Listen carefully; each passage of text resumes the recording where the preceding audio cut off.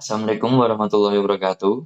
Perkenalkan, nama saya Febran Avandi, NIM terakhir 012, Prodi Pendidikan Teknologi Informasi, kelas B. Di sini saya akan mempresentasikan yang berjudul Implementasi Struktur Data tentang teori graf dan tree dalam aplikasi GPS atau Google Map. GPS adalah sebuah sistem yang menggunakan fasilitas satelit dalam berbagai bidang di kehidupan. Umumnya, GPS yang kita kenal digunakan sebagai sistem navigasi, yang pada dasarnya digunakan untuk keperluan militer dan pertahanan, lalu kemudian berkembang untuk keperluan navigasi, baik untuk di darat maupun di laut, dan juga ada di udara. GPS sebagai sistem navigasi itu adalah perangkat yang dapat mengetahui posisi koordinat bumi secara tepat yang dapat secara langsung menerima sinyal dari satelit.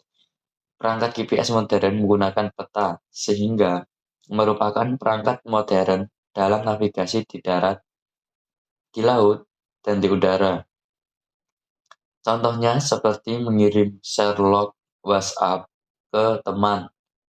Itu nanti Sherlock itu akan mengetahui posisi kita atau posisi yang pengirim itu secara tepat dan detail. Itu sebagai contoh sistem navigasi. Selanjutnya ada graf, teori graf. Teori graf ini itu mempunyai dua jenis, yaitu graf berarah dan graf berbobot atau graf tak berarah. Yang pertama, graf berarah. Graf berarah dianggap yang paling tepat untuk mempresentasikan masalah ini karena jalan-jalan di bumi memiliki arah dan tidak semua jalan dua arah. Ada juga jalan yang satu arah. Oleh karena itu, dengan graf berarah, masalah tersebut dapat terselesaikan sehingga jalan tercepat menuju ke tempat tujuan dapat ditemukan tanpa perlu khawatir akan jalan satu arah. Contoh gambarnya graf berarah yaitu pada kolom ke kiri. Pada titik ini ada variabel V1 dan V2 dan seterusnya. Kalau busur atau anak panah ini kita menyebutnya elemen E2 gitu aja ya. Maksudnya graf, maksudnya ini jalan-jalan tidak semua jalan dua arah dan juga jalan satu arah. Itu maksudnya pada misal satu arah variabel V1 ke V2. Ini bisanya itu satu arah, tidak bisa dua arah. Kalau contohnya dua arah, itu misal variabel V1 mau ke variabel V5. Ini harus melewati V2. Nah, pada V2 ini bisa lewat V3 atau langsung ke V5. Jadi V2 ini disebut dengan dua arah. Lanjut, yang kedua ada graf berbobot atau graf tak berarah. Dalam sebuah graf berbobot, panjang lintasan adalah jumlah bobot atau rusuk-rusuk dalam lintasan. Dalam bahasan ini, bobot setiap lintasan tidak hanya mempresentasikan panjang lintasannya saja, tetapi juga mempresentasikan tingkat kepadatan atau kemacetan jalan atau lalu lintas. Jadi, akumulasi dari panjang jalan dari suatu titik atau tempat acuan di jalan yang nyata ke titik berikutnya dan tingkat kepadatan pada jalan tersebut merupakan bobot untuk setiap lintasan.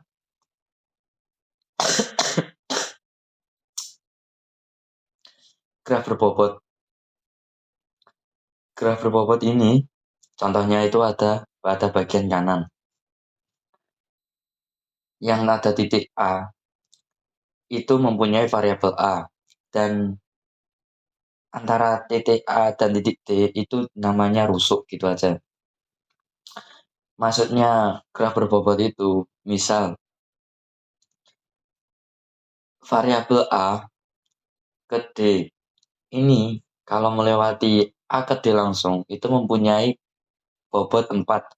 Yang ada di rusuk ini itu ialah bobot. Semakin kecil nomornya ini, semakin tidak padat lalu lintas. Kalau semakin besar itu, semakin besar kemacetan yang ada di jalan raya. Misal,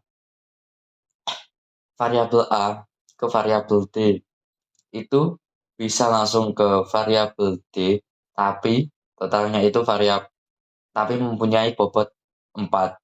Kalau melewati variabel C itu tambah lama, soalnya variabel A variabel A ke C itu mempunyai bobot 2 dan variabel C ke D itu mempunyai bobot 3. Jadi dijumlahkan itu ada 5. Jadi pilihan alternatifnya yaitu untuk melewati variabel A ke D itu langsung lurus saja, tidak melewati ke variabel C dulu. Lanjut, yaitu ada tree atau pohon keputusan. Secara umum, tree itu digunakan untuk memodelkan persoalan yang terdiri dari serangkaian keputusan yang mengarah ke solusi. Tiap simpul pada pohon keputusan menyatakan keputusan, setiap daun menyatakan solusi, dan setiap cabang menyatakan keputusan diambil.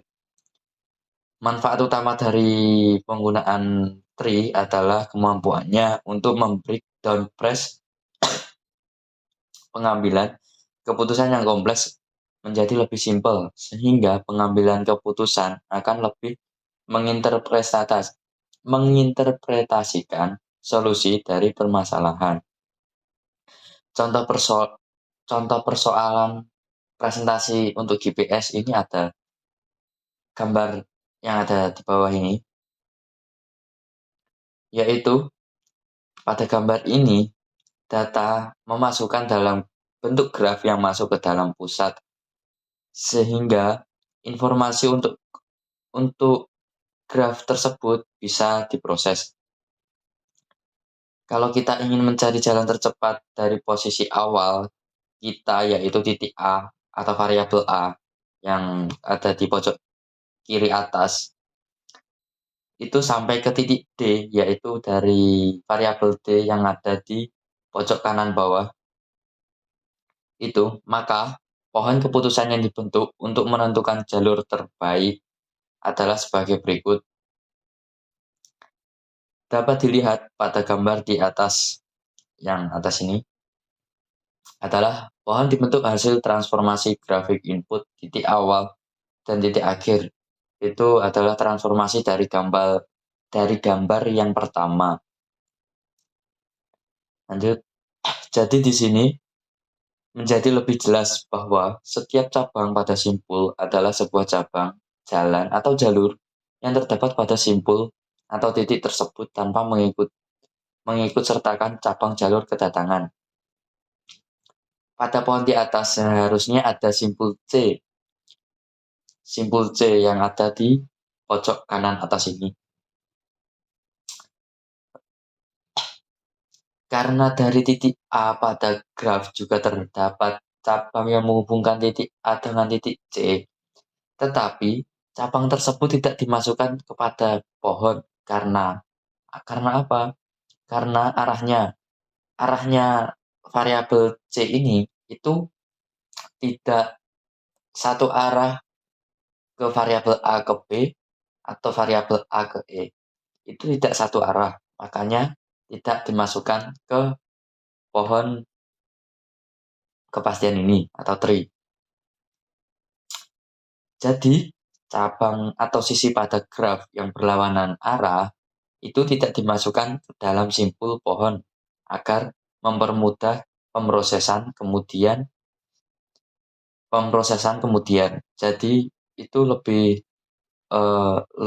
nggak ribet, itu istilahnya gitu. Jadi saya jelaskan gambar tree ini ya. Pada variabel A ke B itu mempunyai bobot 7. Lalu variabel B ke BD Maksudnya BD ini, yang ini, BD yang ada di bawah sendiri, itu mempunyai bobot 15. Sedangkan variabel A ke E itu mempunyai bobot 8. Kalau E ke D, ini kenapa ada ED1 dan E2?